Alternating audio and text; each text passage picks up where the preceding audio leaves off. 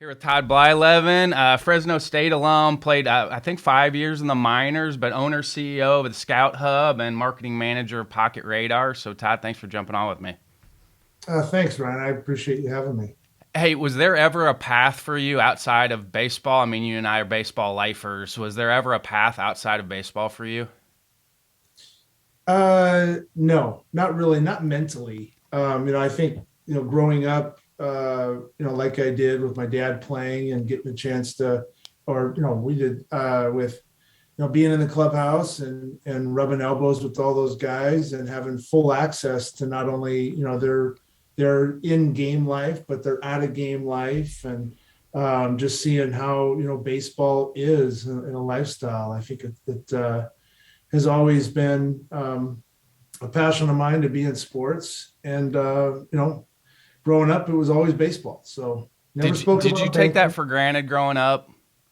Yeah, I did yeah, too. for I sure. you looking back now, it's you're like, okay, I got to do things that nobody else got to do. You kind of took that for granted. And I always ask that question, but like I felt like I took it for granted. And then you look back now as a 47-year old, and you're like, okay, I got to be on the bus, I got to be in the clubhouse, I got to hang out with guys and have conversations with people as adults that not every kid got to have. And so I do feel like I did probably take it for granted a little bit growing up. Yeah, I think there were times that I know I always appreciated, and I'm sure you did Yeah. too, the times when your dad would say, "Hey, let's go to the ballpark," or you want to skip school tomorrow, or let's skip school for the next month, and we'll do homeschool stuff.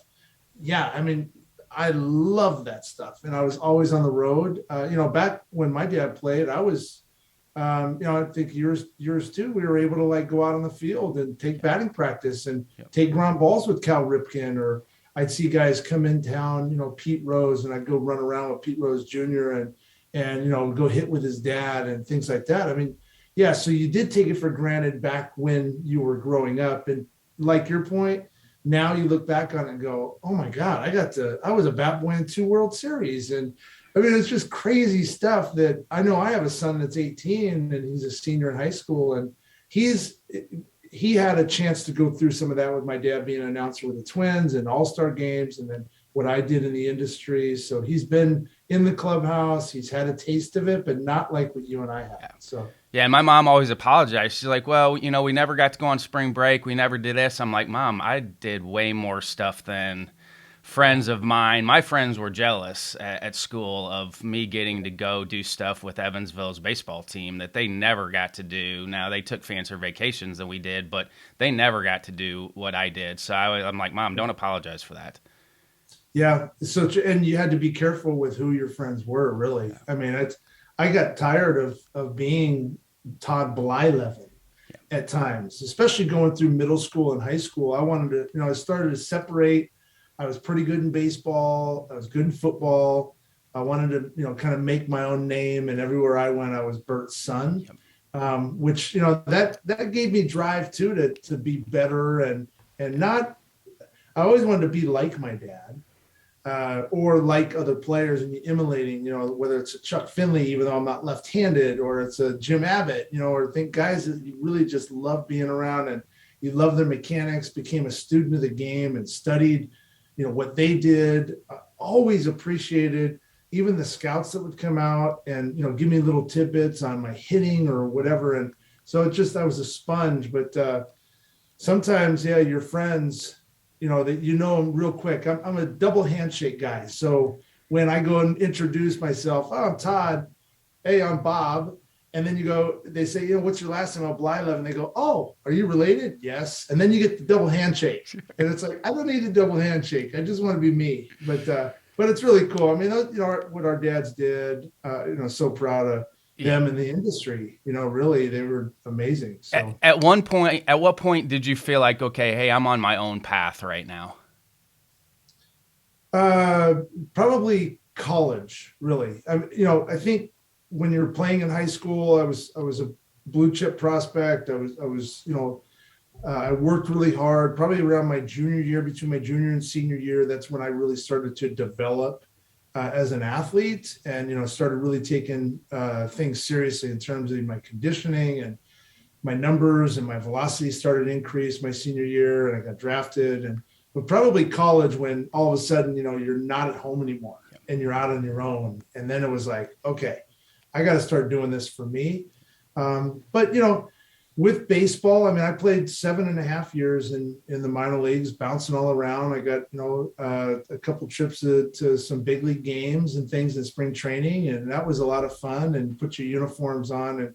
But the aftermath and afterlife of baseball was extremely difficult for me. So, but, and that's not a unique thing. right. Every former athlete goes through it when you're done, because now it's like, okay, what do I do? I've put all this time in for this one thing, and now what do I do? And that's a tough transition for all of us. Once you're an ex-athlete, it's tough. Yeah, it really is. It's one of those where, again, like going back to your question, did I always think baseball was it? I mean, that was it.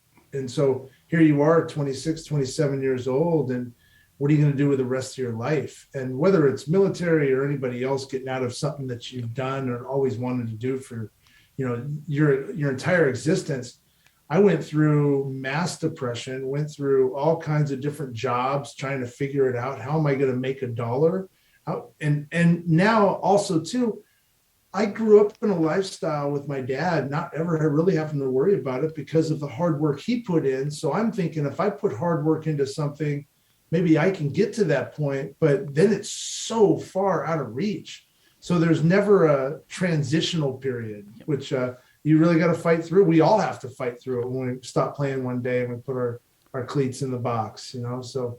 The hard part is there's so many different avenues you can go. And I think that's the frustrating thing at times, is like, okay, I'm done playing now, but there's a million things I could do. And so now it's just a matter of figuring out which path I'm going to take. And that's an extremely difficult time. Yeah, it is. I was really lucky. After about a year plus of going through that period, I met my girlfriend, and which is now my wife. And I was on the phone talking with my dad. We were talking baseball, of course. And, and just, I get off the phone and she says, you're so passionate about baseball. She didn't know all she knew is there were 4 bases. You swung a bat and hit a ball, little round thingy. And we all wore tight uniforms. That was her knowledge of the game, which was cool to me. It was refreshing. My wife is the exact same. And I think that's how we made it work, is because my wife could care less about baseball. She could care less. Yeah. And she told me she said, have you ever thought about getting back into baseball? And I said, I don't even know what I would do. So I reached out to Tim Mead, that was with the Angels at the time, that I've known since I was a kid. And Tim said, why don't you try scouting? I can set you up on some interviews and things. And I ended up going to the Major League Scouting Bureau school and just had a blast with that, and realized like that's a whole different challenge and world of itself outside of playing and coaching. Totally different, but I loved it. I absolutely fell in love with it, and got a job with the Angels, a couple months later, and, scouted for 8+ years and had a great career in that field, until you want to be a dad, yes. And then the challenges, and then I think too, with my wife not truly understanding the sacrifices and everything that baseball has, that became challenging too. So, yeah, the divorce rate is extremely high with baseball because of that. That's the challenges that all of us that have made relationships work in baseball, is because they don't always understand the sacrifices, that you're not always going to be at home. And it's not that you don't want to be there. It's just that you can't be there. If you want to be good at your job in baseball, there's going to be times where you can't be at home. It's just how it works. But that's also the challenges with making a marriage work in baseball as well. Yeah, you have to really communicate. You have to really set the stage up, as silly as what it is, and you may come secondhand.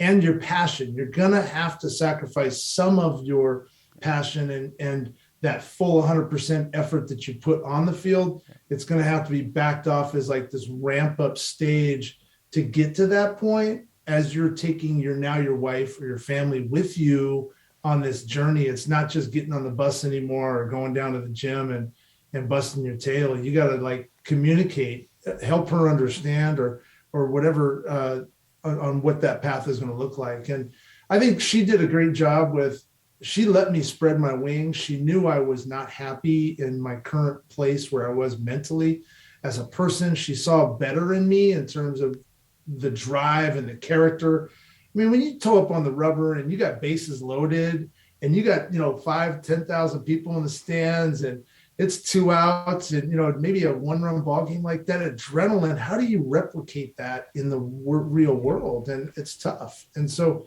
I found that in scouting. I found it in my corporate career. And she's just been such a rock, supporting me all the way through. And so I was really lucky to find her. And, again, though, it just came down to communicating, and kind of getting through those challenging times. Hey, do you feel like scouting for you when you got into it was maybe a little bit easier because of the amount of big league games you had watched growing up? So what's really funny is, yes, I think I found myself, I could go into any big league game, any big league clubhouse. I was really comfortable there. I was able to, the knowledge and the education I got from other players, I was able to dig and fact find. That became a lot easier, I think, for me, maybe more so than some other scouts that had never been in that situation. But my first scouting, I was watching Greg Norton hit. I've told this story before. Like, I'm sitting there with a salty veteran scout, Major League Scouting Bureau school, and Norton gets a base hit, and he's like, "What'd you see?" And I'm like, well, I saw, got his hands through, good swing. I played with Norton in college. And he goes, "Well, what'd you see in the pitcher?" And I'm like, okay, now I'm going back like 2 pitches ago because I wasn't concentrating on the pitcher. And I'm telling him, like, a little cross your body, a little arm side run, probably struggles with the fastball away a little bit because of the command, and then he's like, was the left fielder in position when he caught that, when he, came up on the ball? What was his ground ball mechanics? What was his arm? Well, how would you rate his arm? And I'm like, oh my God, I don't know anything about baseball. Like, this is crazy.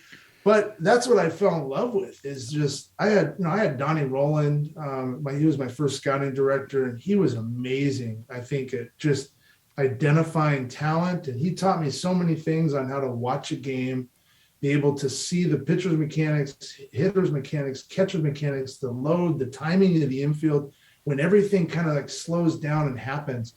And I just fell in love with it. And so, yeah, I was really blessed to draft Troy Tulowitzki and had some other guys. So, hey, how much time did you spend behind home plate when you're scouting, and how much time did you go off to the side and watch?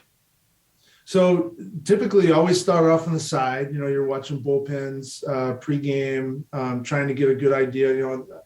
I'll go back. You're always seeing scouts go back and forth. And this is something, as a player, when I was pitching in high school or in college, I would see guys get up after the second inning and leave. And I'm like, it's a 0-0 ball game. I just struck out a guy. Like, I feel like I'm throwing pretty good. Where are you guys going? Well, they're going down the line, yep. And so I think, you got to see that frontal view. You got to see ball action and movement, integrity. You got to get your velo readings. And then, of course, now you're going down the line and you're seeing all the side stuff you want to see, and then body mechanics and things. But I always give that tip to young recruiters, scouts: go to the side. You can see how guys move. You can see the whole game much better from the side. And there's not as much chatter. Behind home plate, there's going to be a lot of guys talking. So it was much easier for me to get the readings behind home plate and see how a pitcher's stuff is working, but then to go to the side to see how their arms work, see how a hitter's load works, see how his body moves,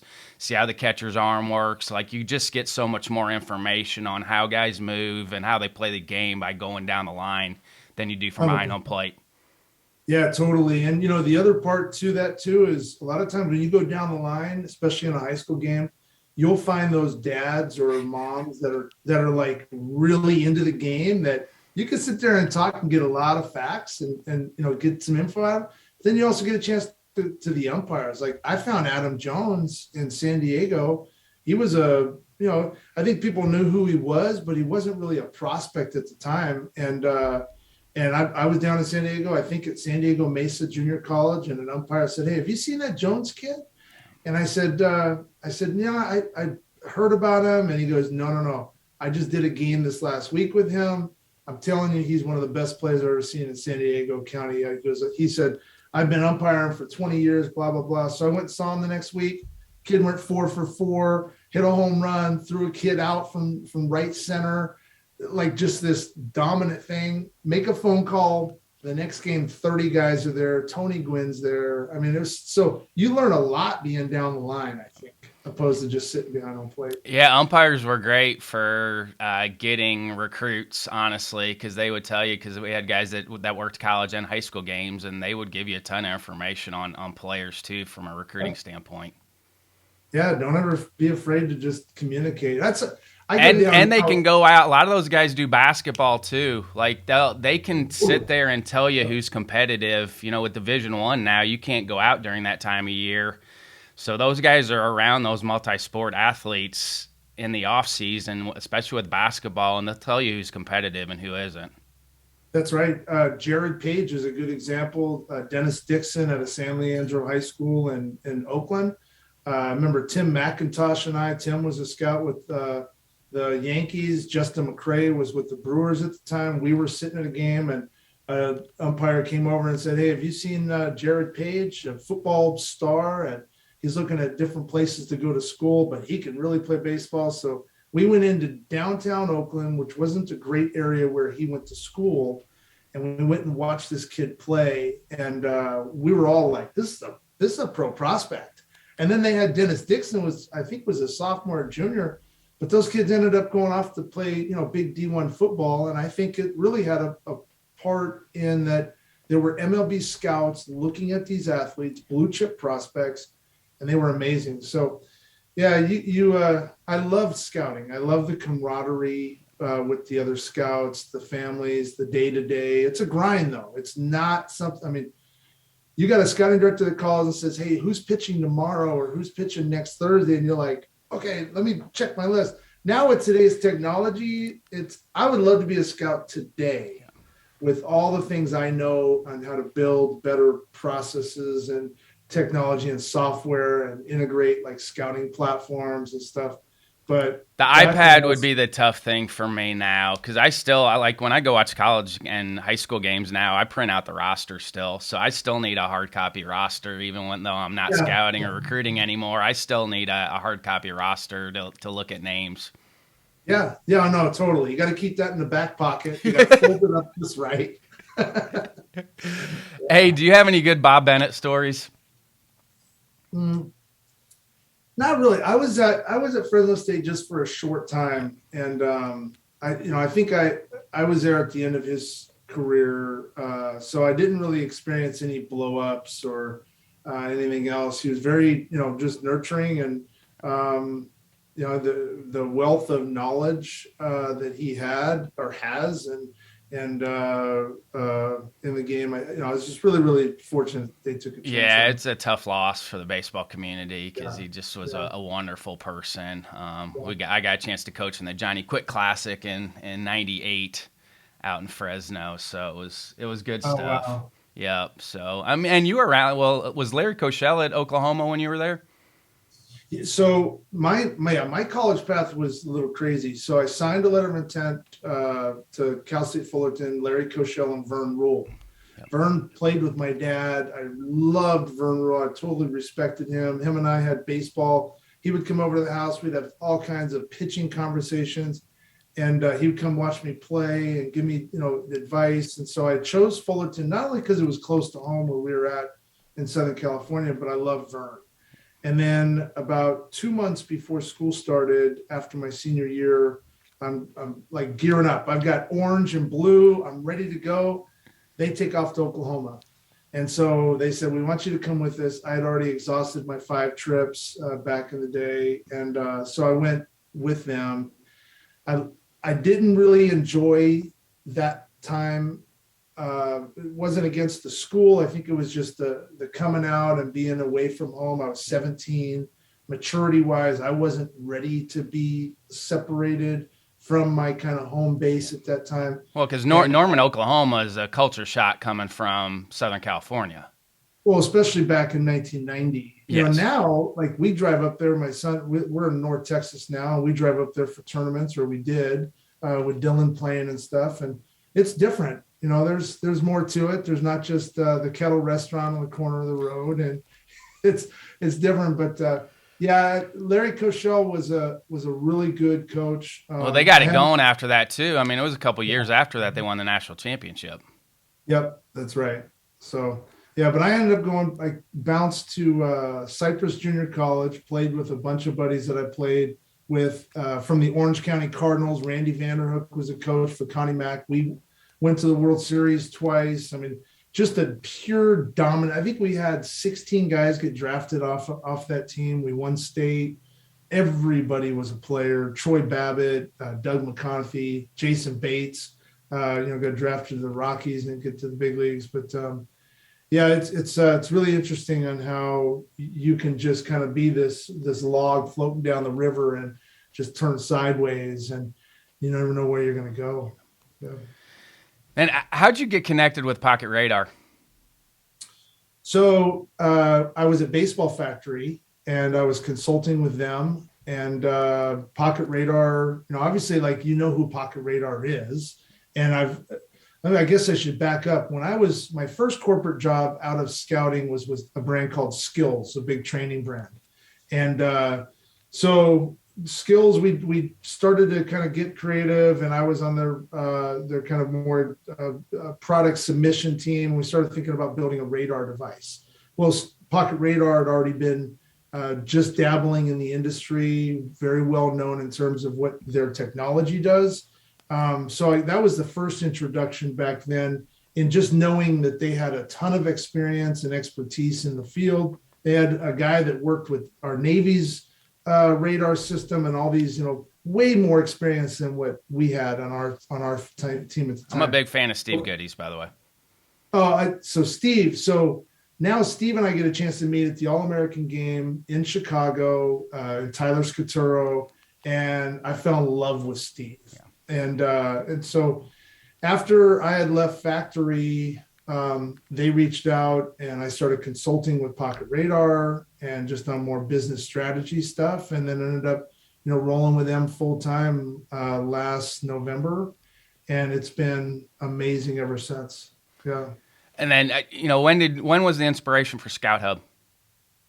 So that started, I built an app, the Scout Hub, baseball evaluation software. Hey, how do you go about building an app? I'm always fascinated by this because that's not in anywhere close to my realm. Like, how do you get to that point where I'm going to actually develop an app for this?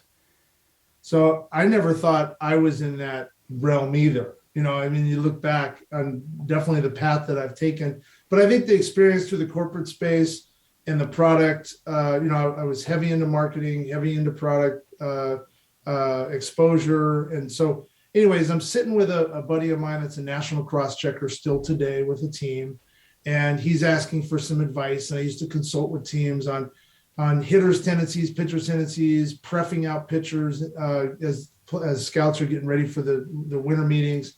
And I'm looking at his system and I'm like, dude, you're using the same system I used back in 2009.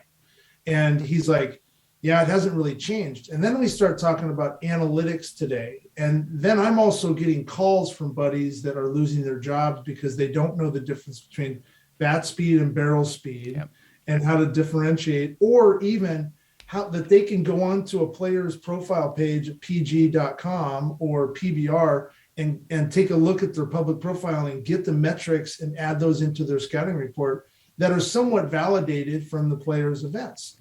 And so all of a sudden I come home and I'm like, I'm going to build something better. And I just really started tinkering around with it. And I ended up marrying objective to subjective scouting. I started thinking about how a scout can, when you go and you evaluate a fastball, you're going through all these little criteria in your head. You're hitting these check boxes, and then you say, oh, that's an average fastball, or that's a plus fastball based on what you're seeing at that time, whatever age that is. That's how you're calculating based on your own experience. And so what I wanted to do is I wanted to kind of enhance that because that's the way MLB scouting is today. And so I started putting metric points to all those thought processes that you have.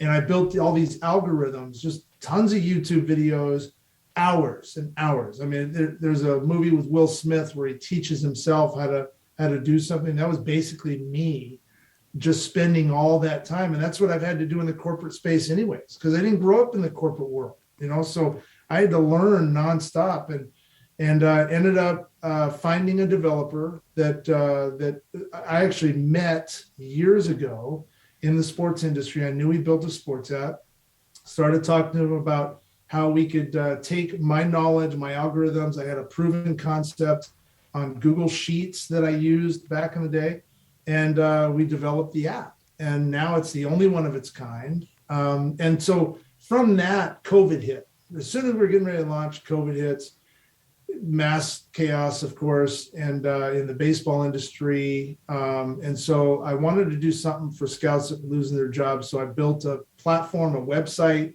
called it the Scout Hub, allowed athletes to submit videos in and scouts could evaluate it. Well, that has evolved now to where now I'm building organizational software for coaches that leave your pen and papers and clipboards at home. You can evaluate and showcase settings. It spits out all these data sheets. It's super cool stuff, but it's just nonstop. Athlete Resume, which is a software for recruiting companies, for organizations to use to expose their players. But I've wanted to draw a line and just make sure that I'm not a recruiting company. Yep. I wanted to just keep building solution-based software tools to allow coaches to just still coach and scout in today's world and expose their players the way they should be and make it really, affordable for athletes. I get by about 20, 30 emails a week from companies wanting Dylan to go to this camp or that showcase.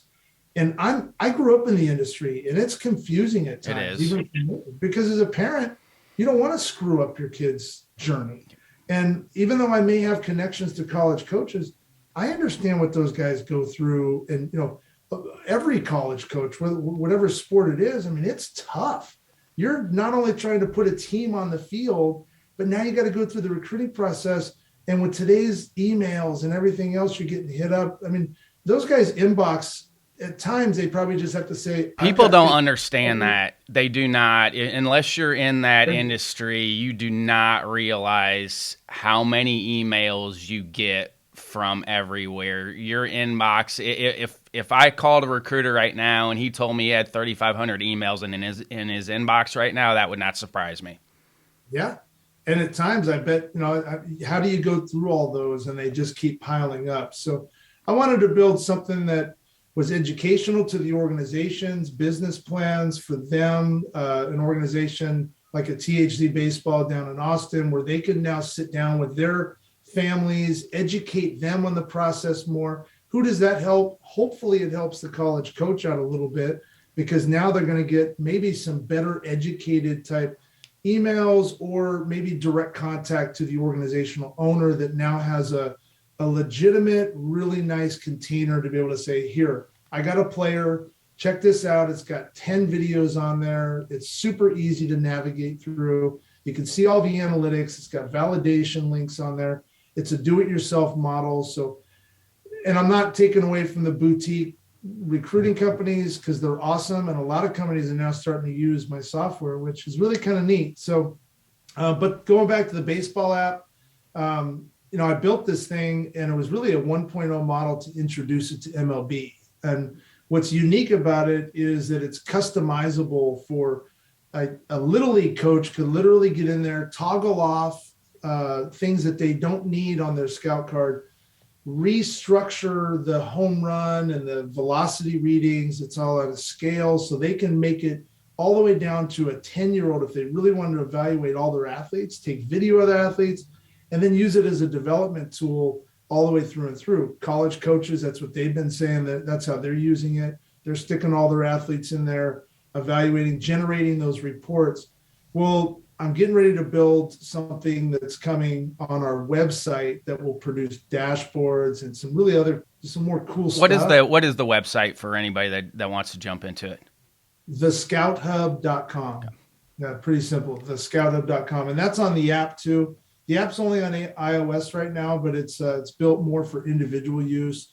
We're getting ready to come out here in the next probably 60 days with something that is going to be, I think, groundbreaking. There's just nothing like it. And I've been asked to go into other sports, which is really neat, and produce rating and ranking systems and evaluation systems for, like golf, soccer, boxing was a new one that just came up the other day. So it's kind of cool. So, yeah. Hey, you've been doing this a long time. What do you feel like are the most important metrics for pitchers and hitters? But I think velocity number one is always great to see where a pitcher is in arm strength. But you've seen I had a conversation with Ryan Graves on this not too long ago. Love Ryan. Oh, there's another class act in the game, especially in the coaching world. But he told a story about a kid he took on from San Bernardino that was 82, 84. And I think a lot of times the velocity readings are great to see where a kid is. It justifies, again, what you're seeing with your own mind of whether that's a below average or average. But all of a sudden that ball's got life, but he's 86. All of a sudden that guy's got good control command. His differentiators are, he's splitting the seams, the plate. There's all kinds of different things there that I think metrics can give us a good baseline on. Spin rate's great to look at, but I don't think that it should be something that we should tag to every player, because there's guys that have low spin rates that can really flat out pitch. And I think in the end of the day, the hitter will tell you whether you're a good pitcher or not. If you're missing bats, if you're, the timing and you've got confidence and comfortability up there and maturity as a young athlete, that's only going to evolve. And I think you have to be able to take the metrics that you're capturing, whether it's from a showcase event or something you're capturing on your own through your own scouting platforms. You've got to be able to put that kid into your system and say, can I coach him or her? How's that going to look in the next year to 2 years? And is that body going to be able to mature? If all you're looking for is a 98 guy, then great. Go out and use radar all day long. And command of a secondary pitch is still going to be the separator. Oh. And even when you talk to scouts now, scouts are going to, I go watch a lot of games and there's scouts there. And that's one of the conversations we still have is, there's so much information out there now and everybody's got TrackMan. And so you're going to be able to get a printout of who's throwing hard, but not everybody that throws hard is going to be a high draft, and it's still the separator for those guys is who has command of a secondary pitch. Yeah, I agree. I love the 3D, 4D motion capture on the body sequencing and mechanics. I think if you can understand how to use that technology a little bit more, I love, the shifted seam stuff. I mean, basically the theory has been around for a long time. I mean, pitchers manipulate the baseball, drop your arm slot a little bit to get to, I lost video there. Sorry about that. We had a really bad storm up in Texas, so our Wi-Fi is spotty, but the shifted seam wake, theory, I love that. Had a conversation with him about things, but I think in the end of it, you've got to be able to decipher whether a kid can pitch. The mechanics are solid enough at that level. And as a scout, I went into ball games, really into ballparks to identify weakness. Yes. That, unfortunately, that's how it goes. And so yes. I'm looking at all the bad stuff and I'm just like, okay, this kid is too far along. I'm going to call up Long Beach State. They've got, a great pitching coach down there. Troy Buckley was there at the time when I was scouting. Then he became the head coach. I know Buckley did some amazing things with pitchers. So I call, hey, this kid's got some arm side life, some pitchability to him. I like his grit. He fits your mold, but he's a project, mechanically. You got Dave Snow sitting there in Long Beach with Troy Buckley. I mean, that's a pitching factory. But the thing is I think on the hitting side, metrics come into play a little bit more. I think when you're looking at your barrel speed, your exit velo, when you're looking at the rotational sequence through like a Diamond Kinetics or a blast motion sensor or any other, the TrackMans can create the distance, the launch angles. I think that, we got to be careful with launch angles. That went a little extreme with Donaldson. Let's go with 40 degrees. I know people are still talking about it. I'm like, okay, we should be past this at some point. The rotational acceleration is an interesting one for me because I still think that's a developmental piece. And so you may have an undersized, weaker kid at a 13 or 14 whose rotational acceleration isn't great, but that's going to come through weight room and growing up. And then that's the art of scouting too, is like who's tapped out, who still has some ceiling left. That's the art of scouting and recruiting, is figuring out who still has a little bit left in development, because we've all seen kids that are tapped out development wise and don't ever push through to maybe what you think they're going to get to. And then you have a kid that doesn't look great for his age group who may end up playing in the big leagues because his ceiling is much higher than the peer group that he's with at 13, 14, or 15. You hear about it all the time. Yes. I mean, you guys like Steve Springer and other guys that didn't even make their college team because they were little, they were small, whatever, they grow. My son is a great example of this. He was an elite player through all his travel ball career. Going through high school, he played on some great teams nationally, did all these awesome things, switch hitting catcher, all this really cool stuff that you would want to see. Swing is beautiful, but his strength was he was still a baby. Yeah. And up until about 6 months ago, or really about 8 months ago, he started getting in the weight room, went from benching, 125 to working out with 265 now. He's squatting 380 or whatever he's doing. That's what he's working out with. But his exit velo, like you're talking about the rotational velocity, even his bat exit velo jumped from 87 to now 103.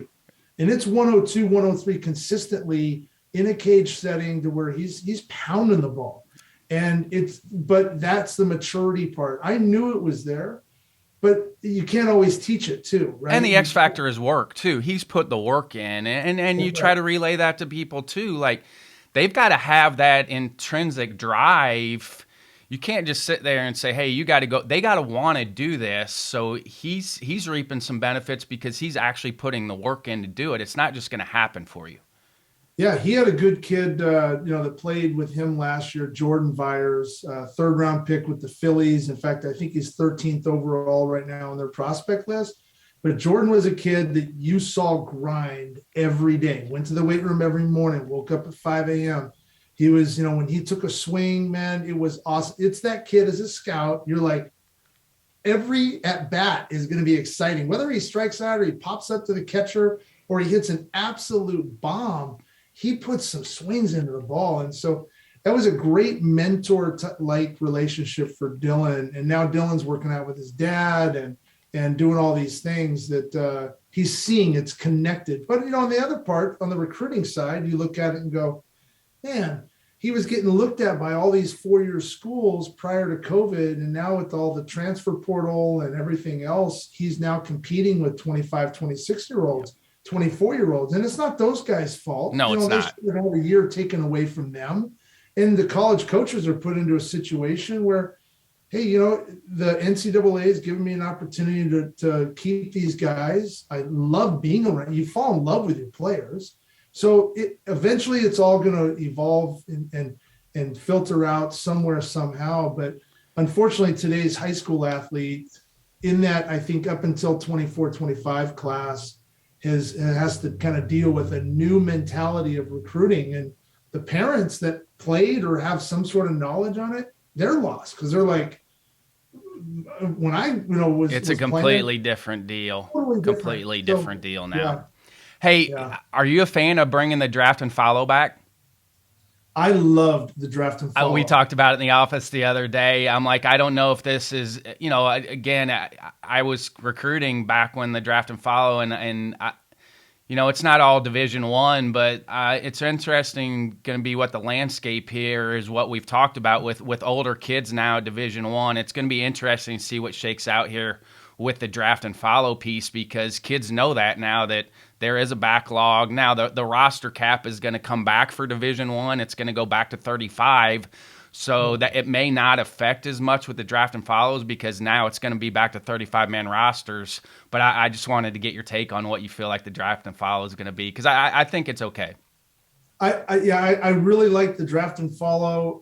I think that I like how it modified there at the end. Before it was the whole year, and then you had the Weaver that would sit out at Long Beach, and we're sitting there as scouts going, "Hey, dude, you should be pitching right now." Hochever did it too. I mean, Luke Hochever did it too at Tennessee. Yeah. So but I think as long as there's parameters on it, but I think it's good because it gives recognition to a player, I think, that deserves to be drafted, that has set himself or herself above the rest. So I think that's a great thing. And then it also gives the organization a chance to work out and really fine tune, because there's something that you see when you're sitting in that war room and you're going through, it used to be 1,500 athletes, right? And the 20 rounds is going to make it different too. It is different now. There's only 20 rounds now. Yeah. So yeah, I do like it. And I think it would be fun to see if they could do something with it. Yeah. Hey, when did you know when it was time to finish playing? And was there pressure on you to keep going because of your dad, or were you good with how it ended? No, I was good with how it ended, number one. And number two, my dad was always supportive. My parents were supportive of me playing or not playing. I just didn't have an exit strategy at all. But I think when I would come home during the off season, I think this is a catch-22. This is the curse of growing up the lifestyle that we did, because here I am, I'm bouncing around the minor leagues. I had a good minor league career. If you look at my stats, they were good. I pitched well. I was with the Brewers my last little tour, and I struck out the side, and I did well, and I probably could have stuck it out and maybe kept climbing. But I'm seeing all my buddies graduate. I'm seeing all my buddies go on to their career fields. They're making money. They're making way more money than I was, and here I am, I'm struggling, and financially I'm struggling. I never really asked my parents for money. And I always, my dad kind of taught me, if you want $1, you go out and wash my truck, go down and wash the neighbor's car, pick weeds, whatever. And so I had that mentality, but I was ready. I think, I wanted a family. I wanted to have kids, and that's what I ended up doing. And I wouldn't have changed if I were to go back. Yes, of course I would have wanted to be a big leaguer and toe up and pitch for 20 years. But I also saw the sacrifice that my dad made for that. And, not only with his marriage and his family and everything else. So I am so blessed to have been there on all those travel ball tournaments, sitting out, watching my son play a game, coach him, watch my daughter's dance recitals, stuff that I wouldn't have been able to do if I was playing, I think. And it's tough. So yeah, I was totally happy with where I went with my path. Your dad was my go-to RBI pitcher, by the way. Mine too. I put that in my notes. I was like, your dad was my go-to RBI pitcher. I always used your dad for RBI baseball, always. Well, and now Dylan uses him in MLB Show. So he's got like an 80 rating or something. Oh, goodness. Yeah. And the MLB article on the Las Vegas shooting, and I know you and I kind of talked about this beforehand if we are going to talk about it. I know it's something that is part of your fabric now, and for me it's just the whole story is intriguing, and we don't have to go too far in depth into it, but I mean, was there just for anybody that hasn't read these articles, you need to go read the articles on the Las Vegas shooting and Todd and doing what he did. Was there ever a point where you were not going to go back in to keep pulling people out? No, it was a really very difficult thing, when you're at an event like that. You never ever think that it's going to happen, and then something like that does happen, and you got your family with you, and amongst, we had 18 of us, and so when I first got my wife out and the shooting was still going on, it was still early, and I was able to help that young man lay this girl down. I knew I needed to do something, and without going into all the details, and you can certainly, viewers can read about it. And I think Anthony Castrovins at MLB.com did an amazing job. It's an amazing article. It's Yeah, an amazing article. He's such an amazing writer anyways. I was getting choked up last night reading it, by the way. Yeah, and the video that he did that's associated with that, I think really shows the dark side to that night, to the light at the end of it. No, to answer your question, you can't stop. When you're in that moment and you're seeing people in need, and this is very serious, and you're seeing, people getting drug out, and you're carrying people out, and unfortunately I had, 2 women die in my arms that night. Got another one out that passed away before we got her to the truck, and another one that passed away, at the hospital the next day. And I believe, and I've been, a lot of people reached out to me. I got a lot of people out that lived, and a lot of, I was able to be a part of something that you saw true humanity come back, regardless of anything in the world that's going on, regardless of what you look like or anything else. People ran back in to help and sacrifice their own lives for others. And it was uplifting. I was exhausted. I have a bad hip. I had a bad knee. I threw my shoulder out, ended up having total reconstructive surgery. I ripped everything on my left side because I was lifting and carrying. At what point did you know you were injured? Like afterwards? Because obviously the body's an amazing thing with the stress hormones that go in. You're not going to feel it. At what point were you like, okay, I'm banged up? So after I was there for about 8 hours, we thought we were under attack. And so I didn't rejoin my wife until about 8 hours. And when I did find her, we had to walk about 1 mile to 2 miles to get to a cab or an Uber to get back to our hotel, because we were supposed to leave that next morning or that morning. And so it was in that walk that I was numb on my left side, numb on my shoulder. I had stuff all over me from the unfortunate stuff that I had to do. And then, just my whole body, you just knew, okay, I just got beat up and I got run over. But you keep going. Now I got to get my wife back to Texas. I got to get them back to my kids. So there's just that perseverance. And I don't think I really stopped up until, that next night when I was in bed. And that next day I had a chance to legitimately take a shower in my own bathroom. And but it's, PTSD is I suffer from PTSD. I was going to ask, did you seek therapy out on your own, or did somebody recommend that, hey, you probably want to see a grief counselor on this? I tried doing it on my own. I tried, in the very beginning, I tried toughing it out. And I had a Navy SEAL commander. I had all kinds of people telling me, hey, you need to talk about it. I went on 3 tours of duty. I need to talk. I broke down on my wife's arms one night. And so, I'm trying to find, my wife was in it though with me. So I can't bring up all these crazy things. And so a buddy of mine that was a San Francisco fire captain, he's still there, called me and he said, hey, EMDR therapy, you need to get someone that's trained in EMDR therapy. It's a paddle vibration type response. They do audio, they have visual. So, but try that. That's cognitive behavior therapy, correct? Cognitive behavior therapy, yeah. And there's a EMDR, I think it's IA.com, but there's a really good website. If you search for EMDR therapy, it pops up, and you can find therapists around. But it's amazing for anybody that's been through trauma. You don't have to go through a shooting. A lot of combat vets, a lot of firefighters, a lot of officers go through that. But I ended up seeing this amazing woman. And it took me a couple therapists. That's the other part is I sat down with a therapist. She was really well put together.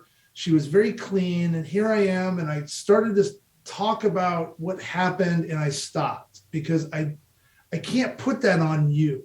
And so that matchmaking became a real issue. But I found somebody, she's my godsend, and I went to therapy for about a year and a half, and I saw her every week, and the thing with PTSD is that when you experience a traumatic event, whether it's something in your childhood or what I went through, the backside of your mind takes that whole memory of that movie. It's the stress response to that. It's your body's stress. It's going to block it out because it keeps you safe. That's right. It does. And it allows you to keep functioning the next day. So, and what you remember is I was remembering little bits and pieces. I remembered the trauma of it. I remembered flashbacks here and there, but I couldn't put my whole movie back together. And what EMDR did was she would find one little piece that I was remembering at the time, start to expand on that, and more boxes were put into place. So now I had maybe a minute of memory, and then that just kept increasing. So now I remember the majority of where my boots took me that night, the sequence that it took me through, and it really helped. And it's helped me in my everyday life. Like, I'll go into a restaurant today now, my back has to be up against the wall, or my front has to be facing the front door. I identify exit points immediately. So if my wife and I go somewhere in a large crowd, I'm usually stepping in the back. If I am up with her, I know exactly, but my mind's constantly running, unfortunately, with what am I going to do? And I know that I'm the personality that's going to go towards the threat. That's what I did. And so I'm constantly building these plans, and unfortunately, with how I'm going to be able to eliminate that, if God forbid it ever happened again. But, we're just really blessed. Everybody. How long did it take you to get comfortable with going to a larger setting or going to a restaurant? Probably over a year plus, probably. We had a lot of people force themselves to get into it. And I don't think that's a great way to do it. I think depending on the trauma that you experienced, for me personally, I saw a lot, more than the majority, and probably 98 or 99% of the people there. Yeah, you were in a wartime situation. Yeah. And you're in a wartime situation. Yeah, I got shot at. My, bullets were flying around my boots, whizzing by my head. For me, I had to be comfortable, and we tried it. I went to a small little venue, and I started panicking. So I put myself up against the back, and I just had a miserable time. Now today, I'm comfortable enough to where, especially in the setting, and if I've been somewhere more than once, I know who the officers are that are standing in the corner. I'm familiar with exit points. I go through things, and I also am starting to understand, like, hey, I have to just try to keep my comfortable kind of demeanor and keep my heart rate down, and understand that this is a show. How do you control your heart rate? I like diving into this. What are your go-tos when you're trying to get your heart rate down? So I'll totally separate. I try to find, it's like the art of visualization. It goes back to, when my dad used to pitch, or anything else really, but I'll try to separate my mind from where I am at that moment. When I work, I listen to a lot of like classical music. It's my thing, and it's the white noise part of it. But if I get to a point where I get nervous, or I have a lot of anxiety, you'll start to hear it in my voice. I skip words. I can't function. I can't talk properly. So I now recognize through my therapy those trigger points on what that's going to take me to a place I don't want to be, where I'm going to be really uncomfortable. I'm going to start to experience the headaches again. So I slow things down. I separate. I'll excuse myself from, say, a business meeting or an environment. I'll go in the bathroom. Now there's quiet. I'll step outside. I had to do that this last weekend. Unfortunately, we were down at the stockyards, and it just got too loud. So I just stepped outside real quick, took a little walk, came back, enjoyed myself, and that's the new reality to it. Any medication? No, I was really lucky. It's interesting. Because Yeah. some people go to is that's interesting for me. That's awesome. Yeah, your head pounds. I mean, that's the brain like working overload. So I went that whole year. I was probably, massive headache, but I ended up having, I had a hernia, so I had that operated on, got that taken care of. My whole left side, had my whole shoulder replaced, got that taken care of. My hip, I still need to have done one day, but I'm trying to hold off on that. Um, but so that's really the only medication. Medication was from those surgeries and post-op stuff. But no, EMDR therapy, it really helped me. And I think the support you have too, that's big. So I had a national security officer, DEA, FBI. I had these guys that I palled around with in the past, but they came to me and they shared a whole different side to their life that I never ever experienced, but it was relevant to what I had just done. And so I now have this kind of band of brothers that I know if I have a bad nightmare, if I experience something, any shooting, any of this whole war stuff, any of the footage, the audio stuff, it's the same noise. So we can talk to each other. I have this outreach of guys that I can go to, and that's really, really important because you're not alone. I'm not alone, and so I've been there for support with, I did a show. It was really cool. I probably had about 60 officers from all over the country give me a call and email me and message me and just tell me their story and how my story and getting help through EMDR helped them, which is awesome. So if Is that's that your my fail forward moment? I mean, is that your biggest fail forward moment? Is something like that happened to you? And looking back now, I mean, obviously you never want anything like that to happen, but looking back now, it actually was a positive in some way. I, I think that it's brought clarity to my life on what life really means. I think that when I hold my kids now, I appreciate it's we say we appreciate things, but I have like this true, real appreciation for where my son and where my daughter are at. Every time I get a chance to kiss my wife's lips, or just go out and pal around and have some fun at a ball game. I'm the announcer, so I have a great time with it. I think it's brought that sense of the sweetness of life and what it provides back into my soul, and moving forward. And I take it into my workplace too. So it's a nice work balance of what's important. When you hold someone that unfortunately passes in your arms, and that life slips, and it wasn't supposed to be that way. This wasn't a war. It wasn't a combat zone. It wasn't an expectation or pre kind of notion that I may not make it. This was a concert. And I think from that moment, I've always tried to live not only for myself, but for those that fell, for anybody that falls. Yeah, you just have a real appreciation for what life is all about.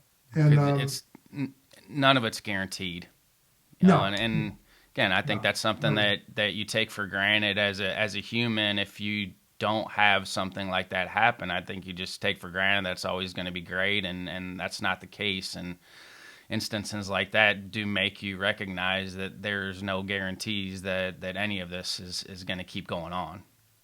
no. You know, my faith, I'd always believed in going to church and, saying your prayers, but I know I wasn't alone that night. And I had a real vivid dream, and the MLB.com article talks about it. And so one area I've always felt super safe and secure now is going to church, and my daughter and I and son and the whole family. But, she's really into the Bible, and her and I have, we've just grown together with that too. And I think she understands how that's become my strength moving forward too. So Is that your favorite routine, going to church? I love going to church. Yeah, I love going to church. Now, with our lifestyle, we don't always get to go physically, but now you get YouTube. So it's great. Our church out here, Hope Fellowship in Frisco, Texas, it's great. Our pastor John does an amazing job, and they put on this amazing production with all the bells and whistles and stuff. And so, whether we're sitting on the couch watching it together or we're physically going, I enjoy going. But yeah, it's awesome. So love it. What are some final thoughts or something I should have asked you that I didn't? um, well, let's see. I don't know. Really, I think playing baseball and growing up in the lifestyle that we did gave us so much in terms of building our character as men, our will to keep fighting and that perseverance for whether it's ball one to get the strike, or it's, man, I had a screw up conversation with my wife and I need to fix this to get things back. It's just, life has just been a constant evolution and adaptation of what we really want out of this. And I think for me, it's been a true blessing to be around it, to have all the failures in my life, which has been way more than any of the successes, but that's what drives you. And I know I take that today, even with the business that I run with the Scout Hub or working with Pocket Radar, and surrounding myself with like-minded individuals that not only appreciate the hard work, but also appreciate the sweetness that life provides, and that family comes first. So, but I really appreciate you having me on. This was awesome. I think that comes with getting older too, is you want to try to help the people coming behind you not go through some of the same stuff. But that's also part of it is, I think as a human, you have to go through all those things, and sometimes you don't always understand when somebody's trying to tell you, hey, these are the pitfalls. Sometimes you have to go through it yourself to buy into any of it. Unfortunately, you do, and as much as we could tell a story, and as much as it might pull on your heart a little bit, even with my experience, unless you go through some sort of adversity in your life where your back's up against the wall and now you've got to fight to get out of it, you're not truly going to understand what that person was trying to tell you. Hopefully you can separate it and not have to get put up against the wall to fight through it. Listen, a lot of these young coaches, they have the same passion that you and I had, when we got done playing, and you're helping athletes. And that's the whole mantra of it, is you get consumed with all the stuff that goes on around you, opposed to why you started coaching in the first place.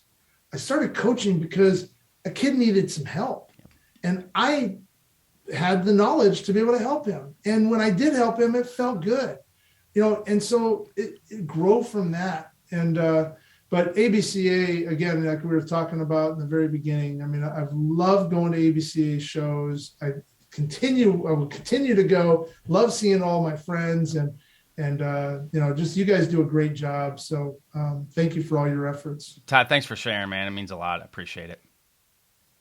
Thanks for having me on. Thanks, Ryan.